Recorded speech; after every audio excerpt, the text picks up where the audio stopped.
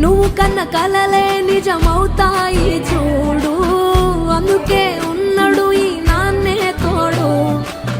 దశరథ మహారాజే నాన్నై పుట్టాడు, నువ్వు రాముడంత ఎదగరనేడు.